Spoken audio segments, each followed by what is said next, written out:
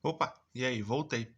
Essa daqui é a parte 2 do vídeo que eu tô testando o gerador de hidrogênio. Se você não assistiu a parte um, eu sugiro que você vá lá e assista e depois volte aqui. E como eu falei naquele outro vídeo, eu não testei o gerador de hidrogênio porque eu queria fazer um balão para poder colocar a câmera e testar ele melhor, né?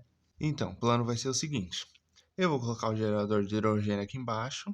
Vou fazer um balão quadrado de 50 centímetros por 50, que ele vai ter 0,1 metro cúbico. Aí eu vou poder saber em quanto tempo demora para um tanto de solução gerar 1 metro cúbico de gás hidrogênio.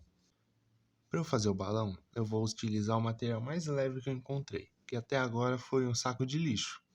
Aí eu vou fazer o seguinte: eu vou cortar o saco de lixo no quadrado mais perfeito que eu conseguir, de 54 por 54. Por que 54 por 54? Eu vou utilizar 2 centímetros de todos os lados para colar nos outros sacos de lixo, para fazer um quadrado quase perfeito. E a área de dentro e de fora vai ficar com 50 centímetros, dando 0,1 metro cúbico de volume. E esse é o tipo de sacola que eu vou utilizar.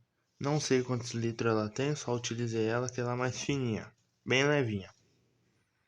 E assim que ficou depois de eu ter cortado 3 sacolas. Olha como isso aqui é fino, do jeito que eu quero. Dá pra ver até o chão, o desenho. O plano é o seguinte, isso daqui tem mais de 60 centímetros de cada lado. Vai ser o seguinte, eu vou fazer um molde do tamanho certinho. E vou colocar em cima de cada um desse saco e vou cortar. E esse é o molde que eu vou usar em cima da sacolinha. Eu usei folha sulfite e fita. Ele tem exato 54 centímetros por 54 centímetros.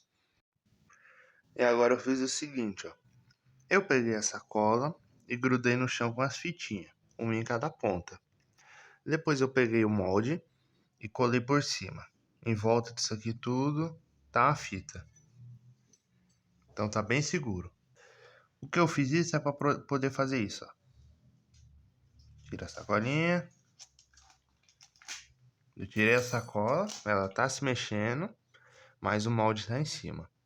Agora eu vou pegar uma madeira, vou colocar embaixo, vou colocar a sacola por cima e vou cortar. É assim que fica depois você corta, ó. Fica só uma faixinha de cola, fita. Você puxa, sai tudinho.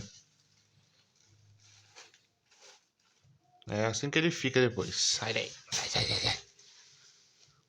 Certinho, mesmo tamanho. É só você repetir com o resto.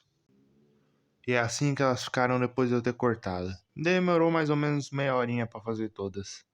Gostei do tamanho, elas ficaram quase todas do mesmo jeito. Eu vou pegar um papel alumínio e vou dobrar e vou passar por tudo isso aqui, por baixo e por cima, unindo as duas faixas de plástico. Depois eu vou pegar um ferro e vou deixar na temperatura mais baixa que eu conseguir, porque isso daqui é muito fino. E vou vindo passando até aquela ponta. Quando eu passar, eu vou tirar e eu vou ver se eu conseguir soldar esses dois plásticos. Se eu não conseguir, eu vou aumentar a temperatura. Bom, eu tive uma ideia melhor. Eu tirei as fitinhas de baixo, a de cima. Acabei de soldar. Eu tive que aumentar um pouquinho a temperatura porque a mais baixa ele não estava soldando. E é assim que ele fica, ó. É como se fosse a solda dupla normal. Isso daqui tudo já está soldado. Ele não vai sair e se eu puxar vai rasgar as bordas em volta. Não vai rasgar a solda. E é assim que fica a solda. Eu tirei uma foto de mais perto para poder dar uma noção de como fica. Agora eu vou soldar os dois plásticos na mesma direção. Se a bordinha ficar para cima, eu soldo também para cima os outros dois. Aí depois eu vou ligar uma ponta a outra e vou formar um quadradinho. E é assim que fica depois de eu ter juntado as sacolinhas. Ficou todas unidas, nenhuma saiu, nenhuma escapou. Tudo certinho. Mas agora eu me enfiei num problema. Como é que eu vou pegar a sacola quadrada e soldar aqui em volta? Depois de um dia pensando, eu cheguei numa ideia. Eu vou pegar esse lado inteiro da sacola e tentar colar nessa sacolinha de baixo. Se der certo, eu vou virar a sacola 180, tentar repetir o que eu fiz e depois colar os lados. Já volto para ver se deu resultado.